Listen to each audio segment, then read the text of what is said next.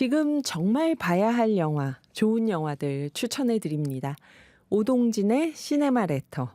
영화평론가 오동진 선생님 모셨습니다. 안녕하세요. 안녕하십니까. 네. 선생님, 오늘이 3월 14일 네. 화이트데이인데요. 네. 오늘 어떻게 사탕 많이 돌리고 계신가요? 사탕을 주는 날이죠, 남자가. 그렇죠. 저는 이게 애초부터 불가능한 게 2월 14일 발렌타인데이가 제 와이프 생일이에요. 아, 와이프가 저한테 초콜릿을 준 적이 없어요. 네. 제가 뭘 줬죠. 근데 이제 그렇게 줬으니까 한 3월 14일 되면 당연히 내가 받는 날인 줄 아는데 아니더라고. 그래서 그냥 늘 우리들은 없던 일로. 네. 발렌타인데이를 선생님이 챙기시니까. 그렇죠. 그럼 그리고 또. 아예 눈꽃만큼도 생각을 안 하더라고요. 그래요. 평생을 와이프한테 초콜릿을 받아본 적이 없어요. 네, 그래요. 그렇습니다. 맞아요. 이게 초콜릿 받은 분들이 미안하니까 사탕 주는 날인데 선생님은 초콜릿을 직접 챙기시니까. 2월 14일에 초콜릿만 주겠습니까, 제가? 그리고 선생님 생신도 맞아요. 네. 그렇죠. 우리가 대부분 제가 1월 1일 와이프가 한 달 후에 있잖아요. 2월 14일. 아하. 근데 2월 14일을 거꾸로 하면 네. 4월 12일이잖아요. 12일. 그게 제 딸 생일이에요. 어머, 정말요. 네, 오. 저희는 깜빡을 할 수가 없어요. 진짜. 특히 제가 죽습니다. 네. 2월 14일, 그래서 4월 그게 12일. 제가 몸에 좀 타투가 있는데 네. 그 숫자로 타투가 있어요. 아, 진짜요? 네, 1, 2, 4가. 잊지 않으려고 그렇게 하신 건가요? 마치 예전에 수영 번호처럼. 저 2월, 여기 있습니다. 네, 2월 14일에 아내, 4월 12일에 네. 딸 해서 새겨놓은 숫자를 몸에. 상반기에 모든 걸 다 치르고 하반기는 우리 가볍게. 네, 자유롭게 지내자 뭐 이런 거. 그래요. 근데 그래서 오늘 추천해 주실 영화가 4월 이야기라고 들었는데 네. 아무래도 따님 생일도 있고 하니까 4월이 각별하시겠어요. 네. 4월 이야기가 이제 이와이순지 감독 작품이잖아요. 네. 이게 찍혀진 공간이 도쿄대학 예술대학이에요. 거기서 이제 뭐 영화 보면 이제 마츠다카코가 우산 들고 가고 네, 뭐 비 네. 오고 막 봄비 오고 막 네, 이러잖아요. 네. 제가 순전히 이 영화 때문에 도쿄대 예술대학을 갔어요. 아, 그래서 정말 예쁜지 보자. 어떤가요? 정말 예쁘더군요. 저는 이거 영화 보고 어디 로케이션 간 건 네. 줄 알았어요. 거기 도쿄대 예술대학이 뭐 물론 이제 우리나라 많은 그 예술대학도 아주 아름다운 곳이 많습니다만 유난히 좀 예쁜 것 같아요. 그래서 카메라 들이대면 그냥 서정적인 다 장면이 나와요, 나오는. 장면이. 네.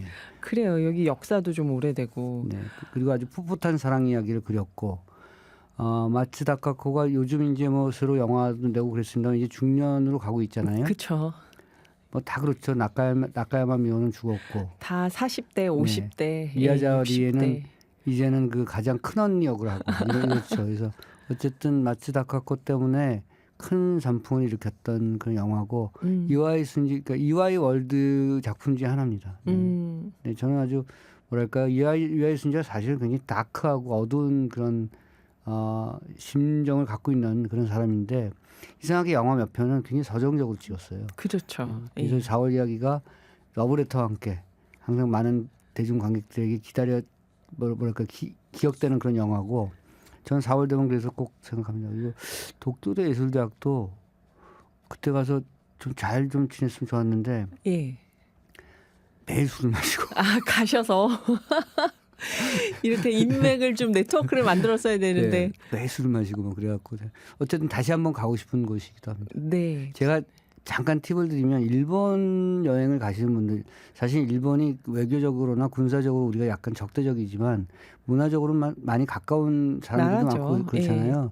오에 겐자부로도 있고 그 도쿄를 가시면 조금 외곽으로 가시면 요코하마 쪽으로 가시면 가마쿠라 막부 공간이 있어요. 그쪽 지역이 있는데 거기에 오지야스히로 무덤이 있습니다. 묘역이. 저는 오지야스히로 묘역을 간 거예요. 네. 그 꼴에 또 영화 평론가라고. 오지아스지로는 다 좋아하죠. 네, 영화를 보는 사람이 어떻게 오즈를 안 보냐 해서 오즈한테 그렇죠. 가서 술 한잔 올리고 돌아오는 길에 그 다음 날쯤에 이제 도쿄 예술대학을 갔었죠. 그리고 그때 거기 가서도 4월 이야기 한참 했었어요.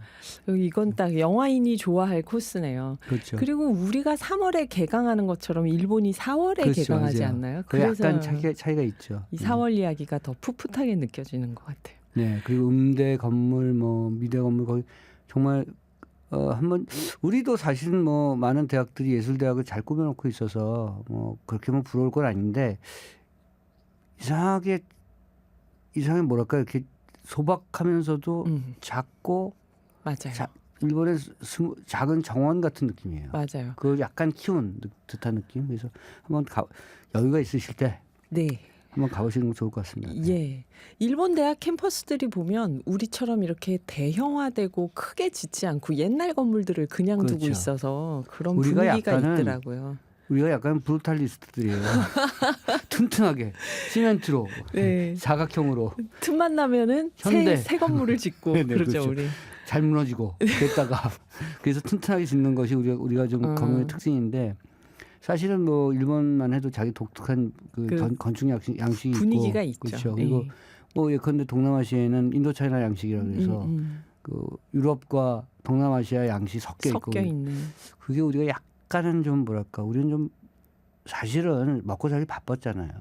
지금에서야 좀 나아졌습니다만 전후에 먹는 것이 더 중요했지 사는 공간을 이쁘게 꾸미는 게 뭐가 중요했겠어요. 그러니까 그런 그렇죠. 것들이 아마 더 좀 축적이 되면 그런 예술적 건축도 많이 나오겠죠. 네. 우리도 그래요. 지금 미키 17, 네. 17 완전히 많은 사람들이 몰려서 네. 이대로 가면 1000만이다 이런 느낌도 주는데요. 선생님은 그렇게 안 보시나요? 냉정하게 보면 지금 분위기로는 1000만은 어려울 것 같고요. 그럴까요? 아주 그보다 많은 낮은 수치가 될 가능성이 있는데 제가 봤을 때 워너브라더스가 좀 장기 상영을 생각하고 있는 것 같아요. 그리고 이게 한국이 개봉이 빨랐어요. 다른 나라보다요? 네, 다른 나라가 지금 3월달에 들어서면서 순차적으로 하고 있기 때문에 아마 해외에서의 반응이나 해외에서의 어떤 그 흥행 여부가 거꾸로 다시 이렇게 한국으로 그렇죠. 그러니까 반영이 역주행을 시킬 수도 되는. 있다 이런 거죠. 그러니까 가능성은 많이 남아 있습니다만 지난번에도 한번 말씀드렸지만 1000만이라는 수치에 이제 너무 강박되지 말자. 뭐 봉준호 감독이 그 한국 영화 감독이 1억 2천만 달러짜리 영화를 찍은 건 처음이거든요. 1,500억 되나요? 그러면 1억 2천만 달러 아닌가? 제작비가요. 제작비. 정확히 계산이 안 되는데 1억 2천만 달러요. 네, 그러면 1,400억 정도, 그 정도 되겠죠. 예. 거기다 그건 이제 순제작비 기준이에요. 영화 잘 되면 미국도 이제 도메스틱 기준으로 이제 배급을 많이 늘리고 마케팅을 많이 할 거고 인터내셔널 배급을 늘릴 거잖아요. 그러면 네. 이게 돈이 얼마가 더 들지 모릅니다만 어쨌든 그만큼 그 수익을 환원시킬 수 있다는 자신감이 아마 워너브라더스로 하여금 그걸 확장시킬 건데 국내가 좀 빨랐기 때문에 개봉이 그리고 국내는 뭐랄까 시장이 좀 작잖아요. 네. 좀 더 두고 봐야 되는 거죠. 그런데 뭐랄까 일부 좀 약간 호가 엇갈리는 부분이 있고 네. 또 약간 좀 안 좋아하시는 분들은 뭐랄까 요즘에 그 한국 여론의 특징은 예. 안 좋아하면 악평의 수준이 너무 깊어요. 아하. 사람 잡아먹을 것 같아. 좀 적당히 별로야 이 정도가 아니라 뭐, 안 좋으면 그쵸, 이 영화는 네. 만들면 안 되는 영화로 욕을 한다는 거죠. 천재 봉준호가 뭐 할리우드 가더니 바보가 됐다. 망했다. 뭐 이런 이런 식의 거. 얘기를 한다던가 뭐 봉준호스러운 디테일이 없다 뭐 이러는데 봉준호스러운 디테일이 뭐지? 난 이렇게 생각해요. 그래서 그런 뭐랄까 수사학적인 비판이 많고 말을 말로서 비판하는 거잖아요. 그러니까 네. 그걸 다 떠나서 이것도 영화 비평에도 영화 리뷰에도 적용되는 얘기인데 한국 사회 전반적으로 관용적이지가 않아요. 제가 봤을 때 이제 봉준호가 천재다. 한국 사람들은 천재에 대한 기대치가 천재는 천재 같은 영화를 만들어야 되는 거예요. 천재도 좀 천재의 스펙이 있잖아요. 네. 이 범주가 있어요. 그러니까 1등이 아니라 1등에서 10등까지예요. 1등이 네. 선생님 진짜 중요한 얘기다. 1등이 한 4등에도 1등인 거예요. 사실은. 1등이죠, 사실. 공부 잘하네요. 뭐랄까 적차로 얘기해서 죄송합니다만 1등이라는 존재는 1등에서 한 10등 정도 그렇게 한 봐야 10등, 되거든요. 15등? 그렇죠. 그렇게 봐야죠. 그럼 대체로 제가 공부 잘했어 이렇게 얘기하는 건데 우리나라 사람은 1등하면 딱 한 반에서 1등 아니면 전교에서 1등만 얘기하는 거야. 그러니까 봉준호가 천재야. 천재적인 더 천재적이고 더 열광적인 영화를 계속 만들어야 되는데 아니 뭐 천재도 예컨대 자기 영화 좀 정리해서 종합판으로 만들 수도 있고 때로는 다른 생각으로 다르게 만들 수도 있는 거잖아요. 그러니까 그런 것에 대한 이른바 다르다에 대한 관용성이 없어요. 천재도 이상해. 좀 힘을 빼고 만들 수도 있고. 내가 그런데 그런 말 잘못하면 얼마나 저 욕을 먹는지 제작비에 직접 제가 벌을 맞고 막 이러죠. 제작비 제가 지금 계산해 봤더니 네. 1,700억 정도 들었네요. 1억 2천만 달러가? 예, 1,700억. 아, 환율이 요새 그렇게 예. 달러 한 1,400원 하니까. 많이 요즘. 쓰는구나. 네. 근데 이게 제가 항상 얘기합니다만 1억 2천만 달러가 봉준호의 미키 세븐틴이고 포마한 영화 조커가 2억 달러예요. 아, 조커가 2억 네, 달러였어요. 그게 큰 차이가 없는 거죠. 그러니까 그리고 제가 지난 시간에도 말씀드렸습니다만 다른 영화들 네. 아노라 같은 경우가 600만 달러. 아노라는 정말 네, 놀라워요. 브루탈리스트 1,000만 달러. 그러니까 이게 여러분들 생각에 이 돈이 어떻게 들까? 돈이 천몇백억을 어떻게 쓰지? 이런 생각 하시잖아요. 그러니까 워너 브라더스의 스튜디오가 런던에 있어요. 네. 그 거대한 스튜디오. 그 네. 안에서 사실은 뭐 차도 달리고 막 이래야 되니까. 예, 예. 거대한 스튜디오 모든 것들을 세팅시키고 다 한 카트 찍을 때도 그 물류 비용이라고 하는 것들이 상상을 초월하기 때문에 그런데 제가 그 미키 세븐틴을 좋아하는 이유는 그렇게 돈을 많이 들이는 영화는 왠지 이렇게 그 외형도 쌍둥이는 아니어도 비슷한 모양새를 가질 때가 많거든요. 마블 영화들이 그렇잖아요. 맞아요.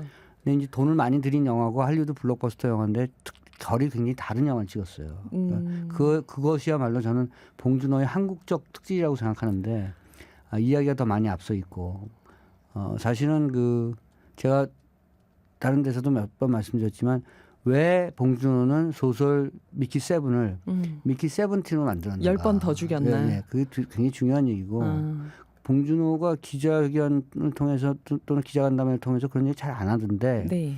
제가 봤을 때는 원래 소설은 AI 정체성에 대한 얘기거든요. 네. 그 4차 산업시대, 우주과학시대에 사람들이 복제될 때 그 사람의 그 정체성은 남아있느냐, 본질은 바뀌느냐. 죽은 사람을 다시 복제했는데 이전 사람과 같은 사람인가 그렇죠. 아닌가. 미키는 네. 미키인가 아니면 미키가 아닌가 이런 네. 거잖아요. 그게 테세우스의 뭐 고대 영웅 신화를 얘기하면서 배를 고치면서 갔는데 그러면 떠날 때의 배와 도착했을 때의 배는 같은 배냐 다른 배냐 이런 예. 얘기잖아요. 그런 얘기가 주로 소설이었다면 이거를 10번을 더 주면서 봉준호가 파악한 것은 우주 시대에도 사회 계급적 착취 구조는 변하지 않는다는 거예요. 사람은 역시 소모적이고 익스펜더블이고 소모품에 불과하고 공장 컨베이어 벨트에서 소모되듯이 그렇게 노동자적 소비의 삶을 살 것이다. 소모되는 삶을 살 것이다라는 간파의 능력을 보여준 거거든요. 이걸 철학적인 주제를 사회계급적 주제로 이렇게 치환시키거나 그것을 융합시켜서 난 그것은 역시 봉준호가 머리가 좋기 때문에 그렇게 만들었다고 생각하는데 너무 또 어떤 분들은 너무 뭐 그래서 저는 선생님 오늘 제작비 얘기를 하시니까 워너브라더스에서 이렇게 제작비를 들였는데도 봉준호의 결이 있지 않냐 이 그렇죠. 영화에 네. 그 말씀하시니까 아 그랬구나 했는데 미키 세븐틴 지난번에 얘기하셔갖고 제가 보러 갔다가 네. 봉준 선생님 늘 하시는 표현 있잖아요. 봉준호도 나이가 들었나 그런 그렇죠. 생각을 했어요. 제가 재미없다는 게 네. 아니라 이분은 끝날 때 그렇게 뭔가 정서에 호소하고 해피엔딩으로 네. 이렇게 쉽게 끝내는 분이 아닌데 네. 미키 세븐틴은 끝나는 부분에서 이런 해피엔딩을 하시네 봉준호님이 이런 생각이 들었어요. 제가 좀. 항상 가끔 말씀드립니다만 비관적 지성, 낙관적 의지거든요. 이게 상호 대립할 것 같지만 매우 사회를 바꾸고 싶어하는 사람들이 갖는 태도예요. 머리는 비관적이에요. 아, 이게 될까? 그렇게 해도 될까?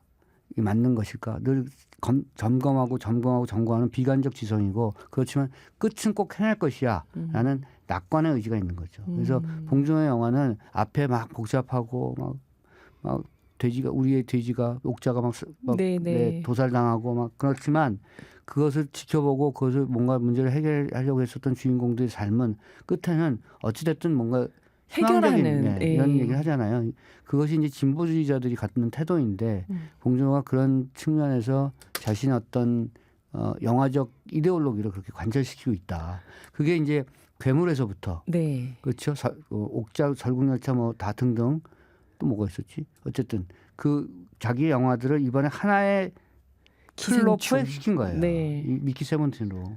그러니까 어떤 분들은 그걸 그래서 자기 복제형으로 똑같은 얘기를 하고 있다라고 싫어하는 사람들도 있더라고요. 네. 그것을 동호 반복의 형태가 아니라 좀 상승시키는 비약시키는 어떤 이야기 구조로 만들었다고 생각하는데 뭐 제 생각이니까. 아니, 네. 촉촉한 감성이 많이 들어가서 뒤로 갈수록 그 글쎄요. 크리퍼가 나중에 이뻐지잖아요. 예, 네. 그래서 봉준호 감독님도 나이가 드시나 촉촉해지시네 그런 생각을 했는데요. 나이가 지금 54세인가 그렇죠. 어허. 아직 젊은데 그렇죠. 네, 저희 2부에서 영화평론가 오동진 선생님과 계속 이야기 이어가 보겠습니다. 영화평론가 오동진 선생님과 이야기 나누고 있는데요. 오동진의 시네마 레터.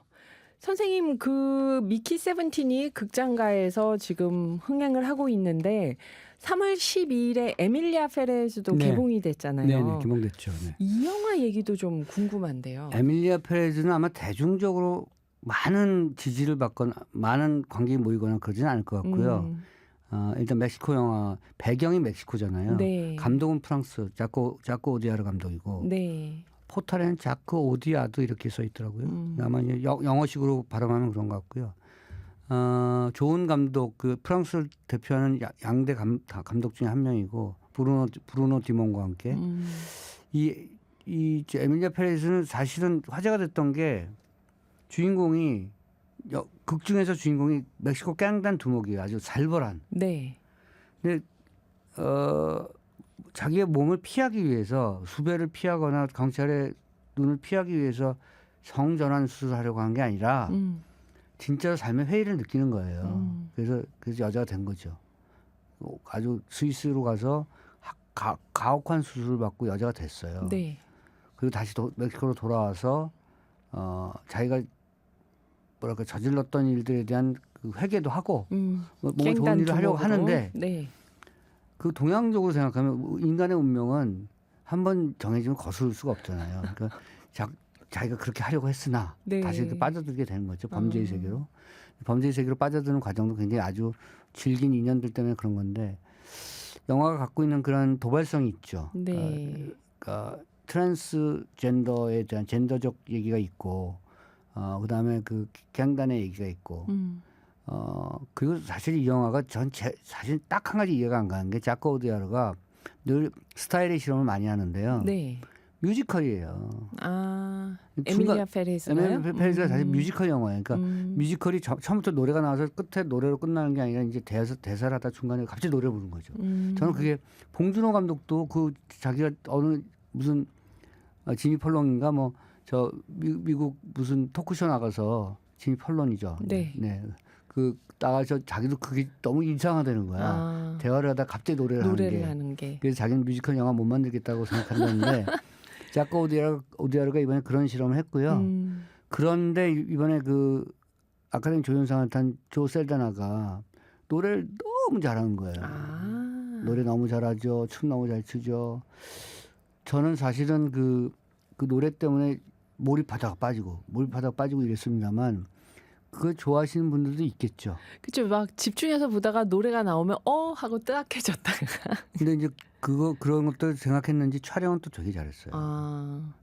대부분 이제 노래하는 장면들은 핸드헬드로 찍었기 때문에 핸드헬드 기술이라고 하는 것이 얼마나 정교해졌는가 보실 수 있는 그런 이번 촬영상 탔었나? 뭐 하여튼 어쨌든 완성도는 매우 높으나 네. 여러 가지 섞은 거예요. 범죄 영화, 갱스터, 그다음 멜로, 트랜스젠더, 그다음 뮤지컬 막 섞여 있기 때문에 이 장르적 충돌을 어떻게 영화가 전체적으로 풀고 가느냐 그것을 대중관객들이 수용성 있게 받아들이느냐, 네. 괜찮네, 좋네 이렇게 받아들일 것인가 아니면 어색해라고 받아들일 것인가 이제 우리 관객들의 몫인데 원래 저 중남미 배경 영화가 잘 안 되긴 해요. 사람들한테 네. 관객을 많이 못 모으는데. 네, 이상해요.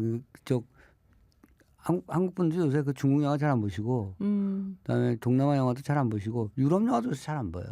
우리는 요새 미국 영화하고 한국 영화만 보나요? 미국 영화, 한국 영화 보는 거죠. 그래서 전체 그 시장 포션이 한 80%가 미국 영화고 한국 영화고, 나머지 뭐 프랑스 영화, 독일 영화 거의 없고, 일본 영화, 중국 영화 약간. 이러다 나머지 한 1%, 2%가 이제 동남아 영화나 저 중남미 영화거든요. 예. 멕시코가 배경이니까 어쨌든 그 새로운 어떤 이국적 정서도 느낄 수 있는 거기는 그리고 멕시코 그 마약 카르텔이 워낙 대단한 존재들이라 네. 뭐 그런 것도 이렇게 보시면서 즐길 수 있는 충분히 왜 남자가 여자가 되고 싶어 하는가라는 점도 한번 생각해 볼 수 있는 저는 잘 모르겠죠. 저 같은 사람은. 근데 분명히 그런 감성이 존재한다는 것을 영화가 보여주고 있습니다. 아, 네. 그럼 이걸 그렇게 다양한 장르를 하나로 묶어주는 힘은 결국 영상미일까요? 근데 저 자크 오디아르가 그걸 노래로 생각한 것 같아요. 음악으로요. 음악으로 이제 이해가 갈 만해. 서사를 끌고 갈 때 네. 왜냐면 어떻게 보면 매우 진부한 서사일 수 있거든요. 그런 얘기 많잖아요. 마약 카르텔 얘기, 트랜스젠더 얘기도 없지 않아 꽤 많기 때문에 네. 그것을 서사를 끌어나갈 때 약간 좀 덜커덕거릴 때 그냥 노래 넣는 거죠. 그것도 하나의 기교라고 생각할 수도 있고 자기 스스로 연출의 방법론이라고 생각했을 가능성도 있습니다만 또 하나는 자크 오디아르가 나이가 많은 감독이에요. 70대인데 네. 노익장을 과시하는 거죠. 여러 가지 실험을 하고 있는 거예요. 보통은 그렇게 안 하거든요. 그러니까 자기가 해왔던 것들을 안전한 연출 방식으로 하는데 늘 새로운 것들 추구하는 감독이 자크 오디아르입니다. 네. 예전에 마리온 꼬띠아르 나왔던 그 뭐죠? 그 아주 네. 무슨 영화 생각이 저도 안 나는데 그 아주 산만하게 보일 수도 있는 그 해체적인 구성으로 난 이상하게 나왔던 그 영화가 자꾸 뼈와 뭔데 네. 자꾸 기억이 안 나는데 어쨌든 그 돌고래 자기가 그 돌고래 쇼에서 일종의 사육사죠. 그거 훈련사인데 예. 그 돌고래 안에 범고래가 자기를 깔아서 몸을 하반신이 잘려나간 여자예요. 그 잘려나간 여자의 불구로 살아갈 때 장애인으로 살아갈 때 그 육체적으로는 다른데 네. 계급적으로는 같은 위치에 있는 한 전직 복서 남자를 만나면서 같이 살아가게 되고 사랑하게 되고 새로운 삶을 찾아나가는 이야기거든요. 네. 그 러스트 앤 본. 러스트 앤 본. 네, 러스트 앤 본. 이거 굉장히 좋은 영화였고요. 제가 마리온 꼬띠아르가 이렇게 연기를 잘하는 여배우인가를 처음으로 생각했던 영화이기도 했고 그게 자크 오디아르 영화였습니다. 몇 년 전에 파리 13구라는 영화를 찍었는데 네. 영화 너무 야해요. 그래서 그래서 제가 다시 찾아 자크 오디아르 몇 살이지? 이 놓친 내가 왜 이렇게 할 정도로 이제 새로운 것을 계속 탐구하는 그 감독이죠. 네. 이분 지금 찾아보니까 주제가상 받았네요. 주제가상. 예, 에밀리아 페레즈. 이게 음악이 좋으니까. 주제가상하고 여우조연상. 사실은 여우 주연상도 탈 수도 했나요? 있었는데 네. 논란이 많았어요. 그 여배우가 그 트랜스젠더 배우에게 남자 출신의 여배우가 뭐 많았어요. 줄 수가 있는가? 네. 할리우드 아카데미도 되게 중요하게 생각하거든요. 그러게요. 저희 오늘 영화 극장에 걸린 영화들 얘기를 했는데 선생님 오시면 항상 OTT 집에서 방구석에서 볼 수 있는 영화 추천해 주시잖아요. 넷플릭스 제로데이는 보시면 좋아요. 제로데이요? 예, 이거 어떤 영화인가요? 6부작이고요. 로버트 니로가 나오고 조앤 앨런이 로버트 니로의 부인 전직 대통령 로버트 니로가 조지 말론이라는 이름의 전직 대통령인데 미국이 사이버 공격을 당해요. 네. 사이버 공격이라고 하는 게 저는 이렇게 생각했어요. 그러니까 한 나라가 한 국가가 모든 통신망이 단일화 체제로 묶여 있으면 굉장히 위험하지 않느냐. 네네. 왜냐하면 살짝만 건드려도 다 마비되니까. 그래서 그 통신망이나 그런 사이버 그 월드도 매우 다양성 있게 구축을 해놓은 것 같아요. 영화를 보니까 그렇게 알겠더라고요. 그런데 해커들 어떤 고농도의 기술을 갖고 있는 해커가 그렇게 다양한 어떤 프로그램에 숨겨져 있는 디지털 코드를 건드려서 이거 전부 마비시킨 거예요. 그럼 뭐 항만, 그렇죠. 공항 다 마비돼서 다 3,204명이 죽었어요. 그냥 교통사고 일어나고 온갖 충돌이 일어나니까 비행기 떨어지고 비행기가 합법 장치가 마비되니까 그냥 떨어졌죠. 그러니까 3,204명이 죽고 위협하는 거예요. 또 한다? 내가 이렇게. 이게 처음으로 끝이 아니야? 또 할 거야? 이렇게 얘기하니까 나라가 패닉이 됐죠. 네. 여성 대통령인데 이게 해결이 안 되니까 네. 이 전직 대통령이 아마도 제가 봤을 땐 버니 샌더스를 염두에 뒀었는지 샌더스. 공화 민주 양당 모두로부터 사실은 배척당한 게 아니라 한 번 딱 한 기만 했는데 그 추앙받은 인물이에요. 그러니까 국민 통합의 의지가 있고 그런 네. 능력이 있는 대통령이기 때문에 다시 위원회를 만들어요. 제로데이 위원회를 만들어서 위원장으로 데려오는 거죠. 로버트 드니로를요. 네, 로버트 드니로. 근데 문제는 이 제로데이 위원회가 모든 정권을 질 수 있는 거예요.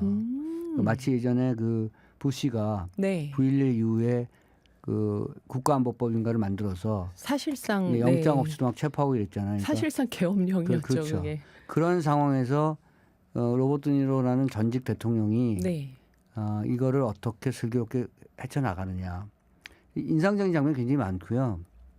현실과 달리 영화 속의 대통령 그 위원장은 전직 대통령은 많이 들어요.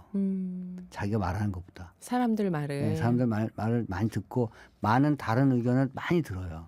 그런 장면들이 많이 인상적인 그런 작품이고 재밌겠네요. 어쨌든 네, 제로데이. 한편으로는 할리우드적이에요. 할리우드적. 네, 할리우드 이런 거 잘 만들잖아요. 무슨 재난 사태가 있고 그래서 끌고 가는 어떤 리더십이 나오고 또 갈등이 있고 분쟁이 있다가 그걸 통합하고 이겨나가는 그런 과정이어서 드라마의 트로기는 드라마의 어떤 방법론은 똑같은데 역시 뭐 로버트 드니로와 좋은 배우들이 많이 나오죠. 네, 그래서 제가 처음에 볼까 말까 하다가 많은 얘기 같은데 볼까 말까 하다가 두 나라의 또 전직 대통령을 내가 겨누어서 막 비하하고 폄훼할 것 같아서 네. 그래서 네. 이제 안 보려고 하다가 봤는데 이제 순식간에 볼 수 있는 영화고요. 에피소드당 53분 뭐 이러니까 6시간만 투자하시면 됩니다. 네.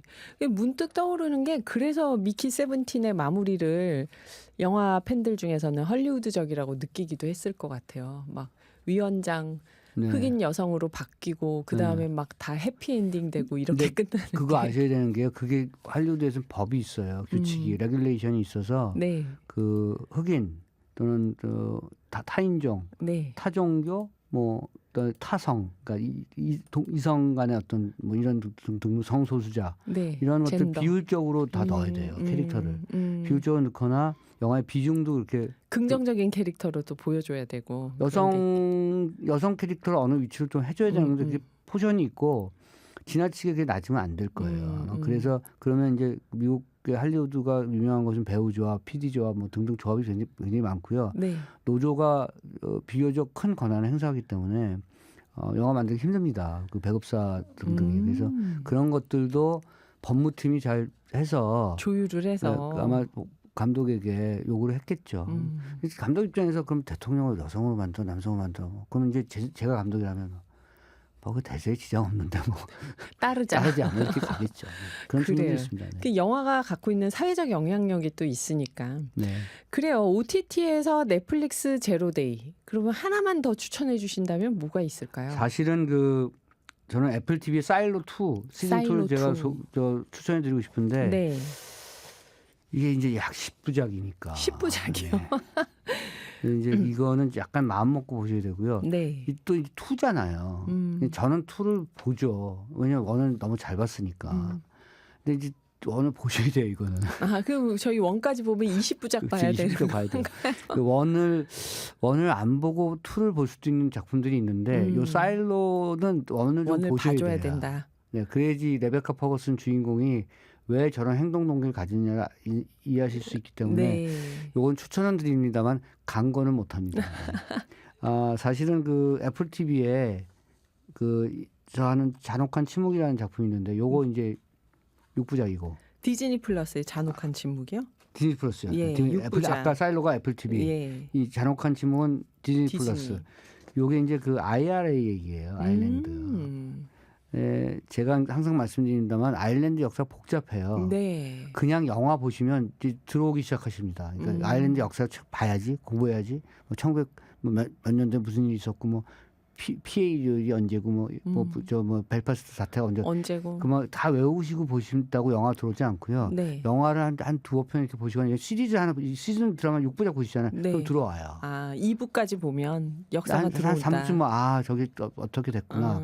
뭐 예컨대 나중에 심페인당이 어떻게 만들어지는구나 등등 복잡한 정치적인 구조가 이제 영화로 들어올 수 있기 때문에 이런 작품 보시면 좋아요. 잔혹한 침묵. 네, 그리고 잘 만들었어요. 네. 아일랜드 배경으로 한 영화. 네. 그래요. 또 극장 영화 중에서 추천하실 만한 영화가 있을까요? 제 선생님 취향은 이제 블랙맨이죠. 블랙맨, 네, 첫 번째로. 블랙백이요. 블랙백. 예. 블랙맨, 블랙백. 그 선생님 어떤 취향일까요? 이게? 머리하고 입이 다르게. 다들 그래요 요즘. 블랙백 어떤 영화길래 선생님 취향일까요? 동서 첩보 스릴러죠. 뭐. 스릴러. 네. 그리고 은근히 요새 미국 할리우드가 다시 이제 러시아를 까기 시작했어요. 그렇죠. 약간 신냉전이 많이 네. 반영된 영화를 만들어요. 요새는 또 다시 트럼프가 푸틴 또, 만나고 이러니까 예, 또 예, 어떻게 예. 바뀔지 모르는데 아까 그 얘기 드린 제로데이 같은 경우도 처음에 사이버 테러를 러시아가 했다는 거야. 그게 한 전체 육부에서 한 2부까지 가요. 네. 러시아가 했다는 증거가 막 나와. 예. 그래서 러시아를 공격해야 된다. 미사일 공격해야 된다. 이런 얘기가 나오는 거 그거 보면서 아 러시아하고 다시 한번 붙으려고 되는지 저러는구나라고 생각했었죠. 이것도 블랙백도 그런 측면이 있어요. 예. 그래서 이 블랙백 같은 작품은 제가 개인적으로 굉장히 좋아하는 작품이고 베트남 공포 영화가 하나 있어요. 악령 깨어난 시체. 이게 우리나라에서 개봉하나요? 네. 베트남 공포 네. 영화를? 네. 어. 이제 충고로 말씀드리면 혼자 가지 마십시오. 아 너무 무서워서? 아니 제가 세상에 공포 영화 중에서 가장 무서운 공포 영화가 태국하고 베트남이에요. 아 정말요? 네, 무서워요 진짜. 오, 여기 무서워. 이분들은 밀림의 공포 영화에 물- 이렇게 특화가 돼 있는 특별한 이유가 내가 봤을 있을까요? 때 사회주의 베트남은 사회주의권인데 공포 영화 무섭게 찍고 무이 같은 영화를 리메이크했다는 데거든요. 근데 네. 이제 본인들의 공포 영화는 잘 찍어요. 마음이 어두운가? 아니면은 그 환상적인 이야기를 옛날부터 그냥 그 충분히 밀림의 발전했던, 태국 같은 거 예. 밀림의 정령들 이런 그렇죠. 굉장히 그렇죠. 자신화돼 예, 있고 예. 여러 가지 이야기가 많을 거죠. 우리나라 저 망태 할머니 뭐 이런 네, 것처럼 네. 어린 시절부터 들었던 무서운 얘기가 굉장히 많을 텐데 영화도 무섭게 찍어요. 생각해 보시면 할리우드 공포 영화는 너무 무섭게 찍잖아요. 돈 못 벌어요. 그렇죠. 아하 그런 게 뭐- 있겠네요. 공포 영화를 약간 달게 찍어야 돼요. 맞아요. 그리고 맛있게. 그 청소년 관람도 되게끔 또 만들어주고 해야 흥행이 되잖아요. 13일 금요일에서 막 칼로 찌르고 막 피가 낭자하고 그래도 그게 무섭지 않잖아요. 그냥 막 장난감 칼로 막 찌르는 듯한 느낌이 들고. 저는 무서웠어요, 선생님. 이런 이제 난자한다 이런 표현에서는 한국 영화만 하는 데가 없고 그렇잖아요. 그 우리도 잔인하게 내부자들 막 이렇게 만들죠. 여기서부터 여기까지 싸우고 그쵸. 막 이런 얘기 하는 나라는 우리나라밖에 없고 베트남, 태국 이런 동남아 공포 영화는 저 혼자 안 봅니다. 아 정말요. 가능하면 이건 시사 가서 봐요. 여러 사람하고 후배들하고 같이 여기서 이 팔걸이 잡고 선생님이 그렇게까지 무섭다고 하니까 궁금한데요.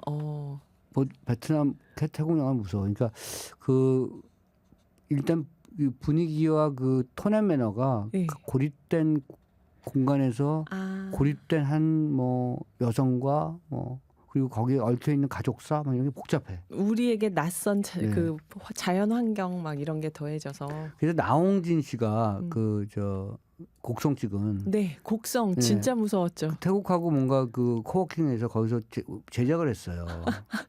그 영화도 꽤나 무서웠어요. 곡성 감독님이 네. 태국하고 협업을 한 영화가 있다. 그렇죠. 네. 그러니까 이런 영화는 매우 이국적이고 동남아에서의 어떤 여러 가지 풍광도 볼 수 있고 이렇게 저는 추천합니다만 특히 여성분들은 혼자서 보지 마시고요. 같이 보세요. 영화 같이 보시는 거 좋죠. 예. 곡성도 근대의 규칙이 없으니까 우리가 예기치 못해서 무서웠는데 베트남, 태국도 혹시 그런 분위기일까요? 그리고 이제 거기가 뭐랄까 피 어린 뭔가의 스토리가 많아요. 그 개인사들도 네. 뭔가 원한이 제일 중에 원한이 많은 동네가 그래요. 우리도 사실 전쟁을 겪으면서 원한이 있잖아요. 베트남, 태국도 원한이 많아요. 그래서 그 원이 서린 귀신들이 많아요. 그 얘기가 시체가 깨어난다는 거 아니야. 악령 그래요. 약간 이쪽도 이제 좀비하고 이런 거 막 섞어가지고 무섭게 만든다. 약간 캐러멜 같이 됐는데 어쨌든 뭐 저는 오랜만에 동남아 영화에서 추천드리겠습니다. 네, 베트남 공포 영화 악령 무서운 거 좋아하시는 분들은 가서 한번 보시기 바랍니다. 오늘 평론가 오동진 선생님과 함께했습니다. 선생님 다음에도 또 좋은 영화 많이 추천해 주세요. 네. 귀한 시간 내주셔서 감사합니다. 고맙습니다.